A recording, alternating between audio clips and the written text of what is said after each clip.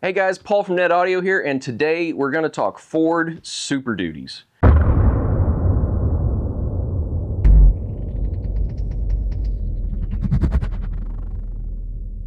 Everybody knows us online because of our Dodge Rams. It's what got us popular, but we do trucks. We don't just do Dodges. We do Ford, Chevy, Dodge, Nissan, Toyota, doesn't matter. You give me something, we probably got a box for it. Ford Super Duties, extremely popular platform, and we've been building boxes for those trucks for a very long time. Today we're going to cover the Super Cruise, so the full four doors, but we do have options for the extended cabs. We have a lot of variations to cover. We have a lot of options, or probably more options than what a lot of other box manufacturers have. So we wanted to go over what the options are, what matters, why that matters, and then there's also some custom variations that you can deal with from there. So these trucks cover the new body style, not like the current Illuma Duties, but the newer body style 99. So not the boxy body, but the curvy body style 99 up to 2016 before they switched to the Illuma Duty trucks. So there's a wide range of years where this stuff is going to fit in there. Within there are some differences. So 99 to roughly 2004, 2005, it's just a big wedge. They didn't have the power window yet. It came in and like here and there every once in a while, but they definitely did not have the shoulder belt yet. So you have a large, empty enclosure. It's 2 cubic foot.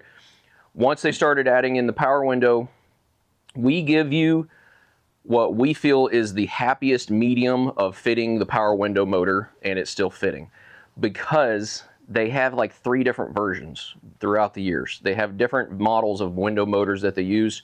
When they started bringing the windows in, like I said, roughly 2005, it was just kind of positioned different, but it will still fit. So if you unbolt it from the cab, you can rotate it up and you can reposition it. You do not have to lose your power window function. You can still keep it. I've seen people where they take it and they flip it over and mount it up top. We don't really have to do that, but it is able to be kept. 2008, they started bringing in the center shoulder belt. But again, it's not across the board. If it's more of a like really work truck, sometimes even up to 15, 16, sometimes they don't have the shoulder belt. We list out all the different variations for you, whether you have power window, no power window, with shoulder belt, without the shoulder belt, sealed, ported. So we have all the different options for you. We also have smaller versions. So from the power window over, we have a smaller box that if you're not after a bunch of bass, a single shallow 10 or a shallow 12 is a fantastic solution. And it fits over in this side. You can still keep this side accessible. If your truck has the factory amplifier over here, that can stay in its place. So there's lots of room. If your truck has the factory amplifier, it's going to have to be moved. Now, there's a couple of different ways we can do that. We do offer an enclosure version of this that has an amp rack on this side, and you can either use it to mount the factory amp, or you can use it to mount your new amplifier. Again, just kind of depends on your equipment. The space under the seat changes throughout the different year models. Starting roughly in 2006 is when they switched it so the seat bottom flipped up and you had the storage space underneath. So it has the little cargo bins. What we do is we take the factory amplifier and we can reposition it up under the seat, and we can lose just part of that access bin, and that way we can mount the new amp and the factory amplifier and still keep some storage. If you don't care about keeping the cargo space, then you've got a lot of room to do an amplifier rack under there. There's some vehicle specific options that we've dealt with, and we can walk you through what we've done, but there's a lot of stuff to cover in the videos. Another thing on the truck that has to be changed is we do have access on the back of the enclosure for the vents that are on the back wall. Some people like to just cap them off. I wouldn't do that. It's going to create pressure inside the truck. Those vents are there so when you run the air conditioner, that air you're sucking in has somewhere to go instead of it pressurizing and popping your ears. It's also for when you shut the doors, that air that you're trying to trap when you shut the doors, it has somewhere to escape. So we still keep access for the vents, but they do need to be modified. There's a little trough on the bottom of that vent for whatever reason. I don't necessarily know if it's for water or not, but we trim that off, and then we use either sound deadener or foil duct tape or something to replace that trough. We have pictures of it on the website, so when you order the box, you can see the photos of how we trim it. That allows us to suck this back almost another ½ inch. So it's a pretty substantial little space. So we cap off those vent areas, and we're using just 1/4 inch birch plywood, so it's thin, but it allows us to stay strong. But this way we're not taking up a bunch of space inside the box where you can't fit your subs. We also do the option where we do our metal back plates. So our steel plates, where we cut a hole in the back of the enclosure and then we cap it off with a steel plate, that gives us another 3/4 inch of mounting depth. So it's a pretty shallow space, but it still is space to work with. But that depth changes if it's a 8, 10, or 12. For 8s, if we do the metal back plates, we have around 5, 5¼ inches. So you can actually do some pretty decent 8s. For 10s, roughly about 4½ inches, depending on the magnet size. For 12s, you're gonna have to go shallow. Not all shallow subs are created equal. One of the most popular shallow subs on the market that we build a lot of boxes for are the JL TW3s. Really great subs, but yes, they're shallow in the box, but they stick out of the box a lot. So once they're in the enclosure, they're just going to be jammed into the back of the seats of these trucks.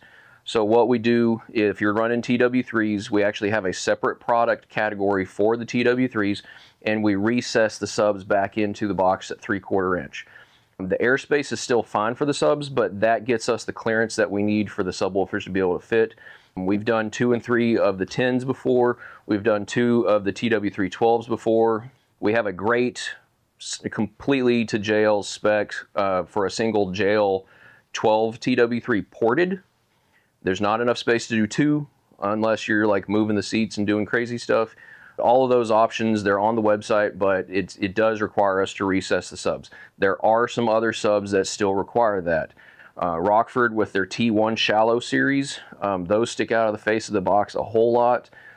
Sundown, I think their SLDs, they stick out a pretty good amount. So just pay attention, and if you have a question, just ask us and we'll tell you. The other issue with seat back clearance is they did have a couple different versions of the seats, because they started in '99 up until 2005 with one version where the seat bottom didn't move, the seat back would flip forward. Then in '06 they changed it where the seat bottom now flips up. So you had a different seat configuration, but the seat back location and everything was the same. Behind the scenes, so on the back of the seat, they changed that material and the way that that seat was structured too. Some of those seats on the back of the seat is just loose fabric. No problem. We have no issues with the loose fabric. Some of them, for whatever reason, they put like an 1/8 inch masonite, which is just like a hard wood, and it's behind the fabric. If that's there, sometimes it will shove into the subs. And you can undo the upholstery on the back of the seat, you can flip it up, and that wood is just held in place with clips. You can unclip it, put the fabric back over it. It doesn't look any different. Like I said, I don't understand why it's there, because there is storage space behind the seat, but it's not like you're hanging stuff on the back of the seat or doing anything where you need structure. I would recommend removing it. Also with these boxes, we design them and we keep the carpet that goes above this. So you can either take out the carpet and just leave it out and you can see the bare sheet metal above it.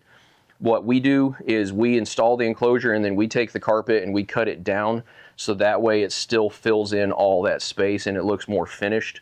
If you do have the shoulder belt, then there's a plastic trim piece that goes here, and that can still be reattached and cover up the shoulder belt piece. So on this one, there's a cutout, it's opening on the top. This one is solid. We made it so that we want it to look finished. You know, we don't want it to be like, oh, here's some base. We want it to look like it still belongs in there.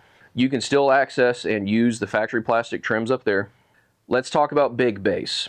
And this is something we do on request, but we are working on getting some more refined boxes that I would put in our jumbo category. LMI Welding is a manufacturer that we've used for years.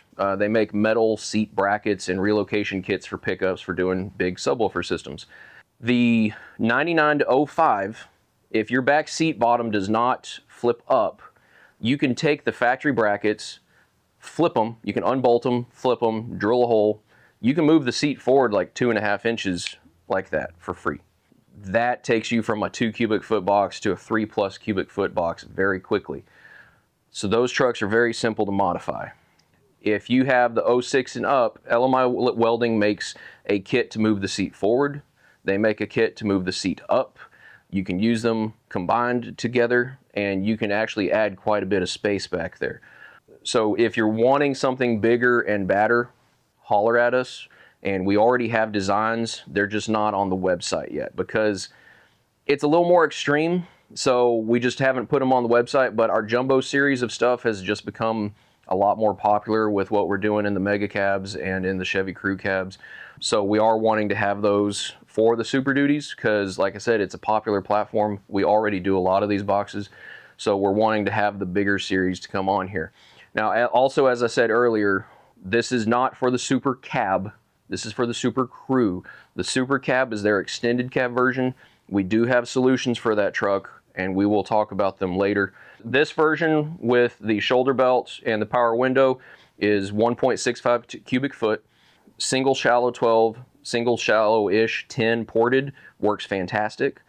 Certain pairs of 10s work really good in here, but you got to play with what subwoofers they are. If you don't have the shoulder belt and everything, you're at 2 cubic foot. That is very livable. We've done 4 shallow 10s, 3 shallow 12s. It's all about matching what that airspace is that's available. We have done TW3 or TW5 13.5s from JL. We do recess them. It makes them trickier. So if you have the shoulder belt and stuff, then I mean, clearly we can't fit 2 13s. So there are some limitations, but we have done it before. So if there's anything you want to do on your Super Crew, holler at us, let us know. We normally don't get into the fancier like stage 2s and stuff with these because they're really just jammed behind your back seat. You can flip it forward and you can see it, but I wouldn't recommend leaving the seat flipped forward and have the subs playing. The seat bottom, it doesn't hinge at the, or the seat back doesn't hinge at the bottom. It hinges up here. So when you pivot it, the bottom of the seat swings into the cone of the subs. But once it's flipped up and out of the way, or flipped up and locked in place, we have plenty of clearance. You know, when we designed these boxes like a decade ago, you know, we're putting bucks in there and taking pictures, you know, there's all sorts of space. We never really got with doing the fancy stuff because you just don't see it. We've had requests over the years, but ultimately it's never been done by us just because, like I said, it's not really beneficial. If you're wanting something custom on the performance side, if you're wanting to know specifics, 8s, 6.5s, 10s, and what you can do sealed and ported, holler at us. We've probably already done it. We've got hundreds of these that we've got photos of, and we can talk about what the different options are. Hopefully that answers some of the questions about the specifics of these. If you have any other questions, absolutely hit us up in the comments. Shoot us a line on Facebook or Instagram. Give the shop a call, 940-767-1800, or just shoot me an email at paul@netaudio.com, and I'll help you out. Thanks, guys.